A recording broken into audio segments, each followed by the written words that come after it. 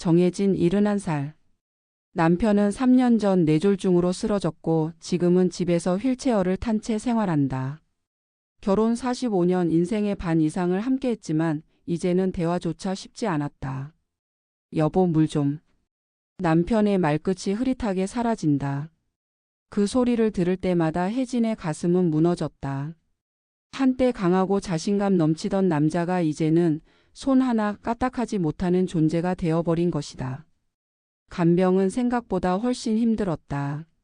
하루 3번 기저귀를 갈고 음식도 갈아야 했다. 혼자 감당하기에는 체력적으로 너무 벅찼다. 어머니, 간병인 한 분 모시는 게 어때요? 이웃 박 여사가 조심스럽게 말했다. 이제 좀 쉬셔야죠. 너무 고생하시잖아요. 혜진은 끝내 고개를 끄덕였다. 그래, 나도 한계가 있지. 며칠 뒤 요양센터에서 간병인을 보내줬다. 그녀의 이름은 정미라, 52쯤 되어 보였다. 단정한 머리, 차분한 말투, 눈빛은 어딘가 슬퍼 보였다. 잘 부탁드립니다, 어르신. 미라는 고개를 숙였다. 그날 이후 혜진의 집엔 조금의 평화가 찾아왔다. 미라는 성실했다. 새벽에도 남편의 상태를 체크했고 식사도 정성껏 챙겼다. 혜진은 그녀를 믿기 시작했다.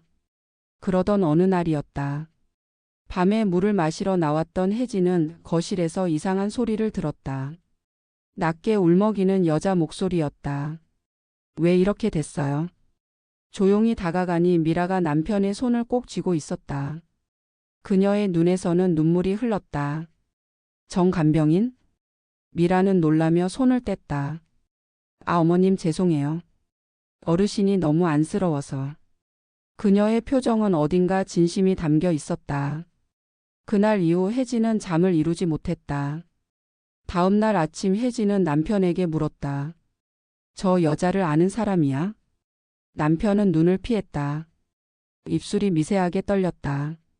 하지만 아무 말도 하지 않았다. 며칠 뒤 미라가 점심을 차리다 식탁 위에 사진 한 장을 떨어뜨렸다. 낡은 흑백 사진 속엔 젊은 남편이 있었다. 그 옆에는 웃고 있는 미라의 젊은 모습이 있었다. 이게 뭐야? 혜진이 떨리는 손으로 사진을 집어들었다. 미라는 아무 말도 하지 않았다. 그녀는 천천히 고개를 숙였다. 죄송해요, 어머님. 그때는 몰랐어요. 제가 돌보게 된 분이 그 사람일 줄은. 순간 공기가 멎었다. 혜진은 숨이 막혔다. 그 사람이라니? 미라는 한숨을 내쉬었다.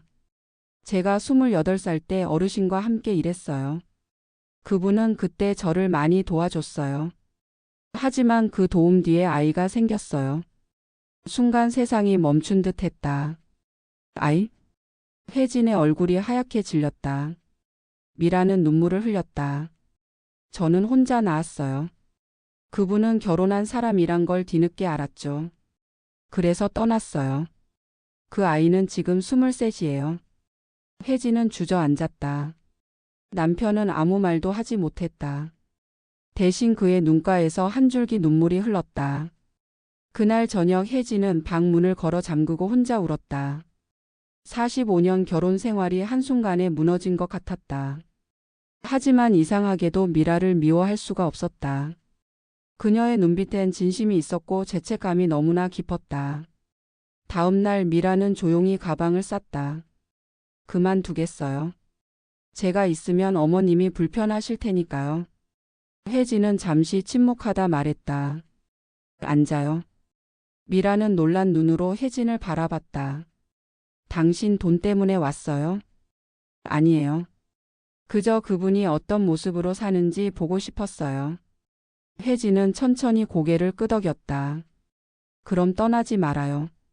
그 사람의 죄는 내가 대신 안고 살아왔으니까. 그 후 며칠 동안 미라는 이전보다 더 헌신적으로 돌봤다. 혜진은 복잡한 마음으로 그 모습을 지켜봤다. 그러던 어느 날 남편이 조용히 숨을 거뒀다. 미라는 끝까지 그의 손을 잡고 있었다. 혜진은 묵묵히 그들을 바라봤다. 장례식이 끝난 뒤 미라는 찾아와 말했다. 이제 정말 떠나야 할 것 같아요. 혜진은 손을 내밀었다. 그 아이 어디 있죠? 대학 다니고 있어요. 등록금이 걱정이에요. 혜진은 봉투 하나를 건넸다. 이건 그 아이 이름으로 써요. 저 받을 수 없어요. 받아요. 당신이 떠나면 이제 그 아이라도 행복해야 하잖아요. 미라는 오열했다. 그녀는 혜진의 손을 꼭 잡았다. 고맙습니다.